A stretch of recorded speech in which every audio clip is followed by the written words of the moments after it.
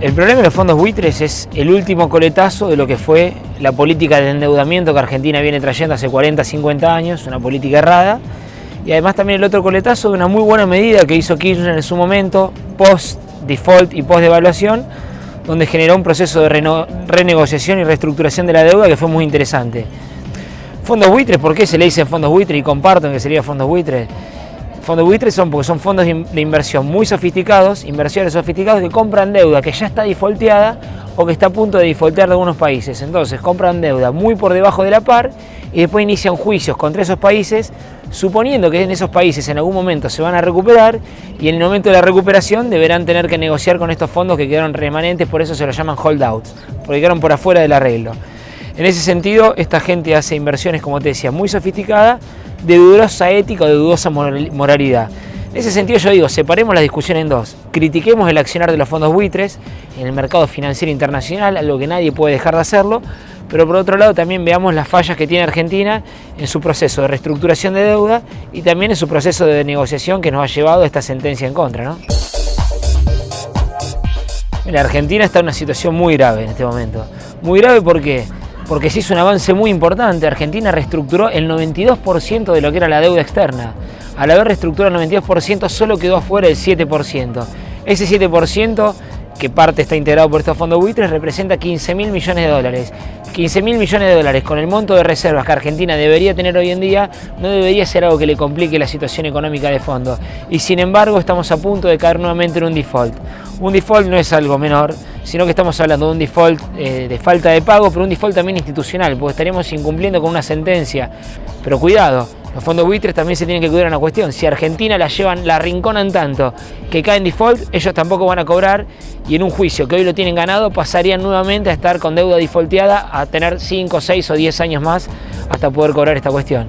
Es una situación compleja para los dos lados, lo que hay que buscar es un buen acuerdo que nos saque esta situación y que le permita a Argentina seguir creciendo y poder volver a acceder al mercado de capitales, algo que la oposición lo viene reclamando desde hace muchos años, algo que el kirchnerismo ha negado sistemáticamente con esta teoría de vivir de lo nuestro que tuvo durante 10 años, pero algo que Cristina y el gobierno nacional ha reconocido en los últimos años, que hay que aprovechar las tasas bajas que hay en el mercado de capitales a nivel internacional y Argentina tiene que volver a insertarse en el mundo. Ayer en el Consejo se resolvieron dos cuestiones muy importantes que tienen que ver con lo que es la movilidad pública. Por un lado, se va la planificación de cómo reestructurar el sistema de cocheras de acá a 5 años. Es algo que queda establecido hoy, pero que se va a modificar en el mediano plazo. Y algo de muy corto plazo, que es la prohibición de estacionar en 9 calles del centro, 9 cuadras del centro. Esta prohibición, si bien es muy importante porque va a generar mucha mayor fluidez en el tránsito, a veces se la ataca porque dice que va a quitar espacios de estacionamiento. En realidad no son tantos como se habían sostenido, van a ser 450 o 500 boxes de estacionamiento que se pierden en el centro. Esto sumado a que de acá al mediano plazo algunas cocheras van a tener que cerrar por esta reestructuración, las críticas que se le hacen es que va a generar la imposibilidad de estacionar cómodamente en el centro, con el agravante de que hoy las cocheras privadas tienen precios que cada vez se están multiplicando por demás. Hablamos que en los últimos 5 o 6 años han tenido casi 500% de inflación, cuando la inflación real no ha sido esa. Por lo tanto, nos encontramos que una solución termina generando otros problemas. ¿Cuál creo yo que es el problema que tenemos en esto? No estamos respetando los estudios de los que saben. El estudio de los que saben es el plan de movilidad, el plan integral de movilidad generado por la Municipalidad de Rosario.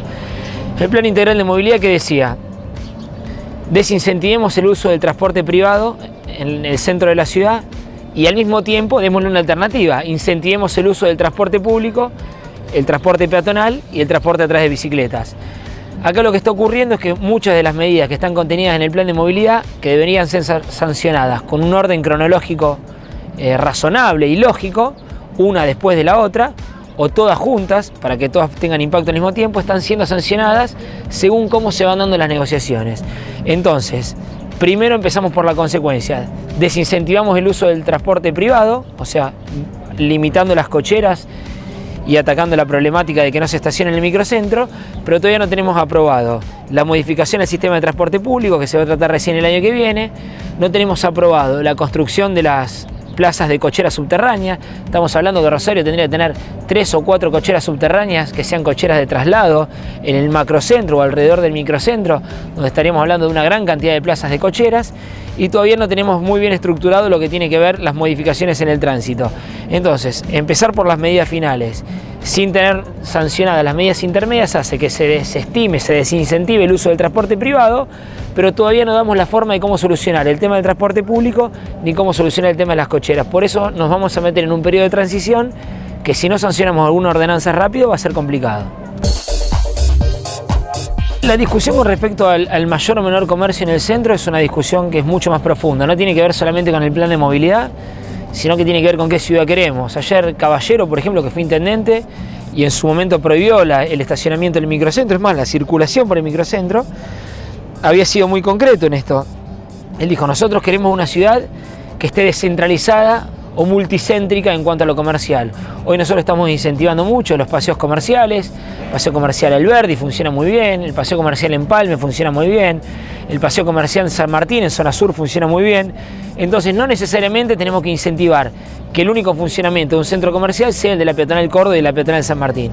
Esto no quita que nosotros tenemos que darle prioridad también para generarles espacios de estacionamiento y formas de acceso al centro a la gente que quiere ir a circular en estos lugares o a comprar ahí. Por eso vuelvo a decirte, tenemos que solucionar y atender y atacar todas las medidas que el Plan Integral de Movilidad genera, pero las tenemos que atacar integralmente. Hoy atacamos la prohibición de circulación y la reestructuración del funcionamiento de cocheras. De inmediato tenemos que generar la construcción de las cocheras subterráneas, o por más que no sean subterráneas, si son cocheras en edificios de cocheras, tenemos que generar una gran cantidad de oferta que tiendan a bajar el precio de las cocheras privadas. Y por otra parte, que es un tema que estamos trabajando en el Consejo, le hemos pedido un dictamen a la Facultad de Derecho y le hemos pedido un dictamen al Colegio de Abogados.